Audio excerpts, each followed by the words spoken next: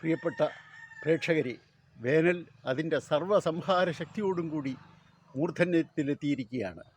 കാലാവസ്ഥയുടെ അനുകൂലമോ പ്രതികൂലമോ ആയ അവസ്ഥ നമ്മളെ ഓരോ തരത്തിൽ ചിന്തിക്കാൻ പ്രേരിപ്പിക്കുകയാണ്. ഉള്ളൂരിൻ്റെ കാവ്യപ്രഭാവത്തിലെ മഴത്തുള്ളി എന്ന കവിതയും സുഖം സുഖം എന്ന കവിതയും പഠിച്ചപ്പോഴും പഠിപ്പിച്ചപ്പോഴും എൻ്റെ അന്തരാത്മാവിൽ മഴത്തുള്ളിയുടെ കുളിർമയും തേന്മാവിൻ്റെ തണലും എന്നെ ആവേശിക്കുകയുണ്ടായി. മഴത്തുള്ളി എന്ന് പറയുമ്പോൾ കാലപ്പകർച്ചയ്ക്കടിപെട്ട് ഹാഹാ കല്യാണം ഇയാളും ഒരു അമ്പുബിന്ദു. ആ കാലപ്പകർച്ച വരാത്തയിലുള്ള ഒരു ആത്മനൊമ്പരത്തിലാണ് ഞാനിപ്പോൾ.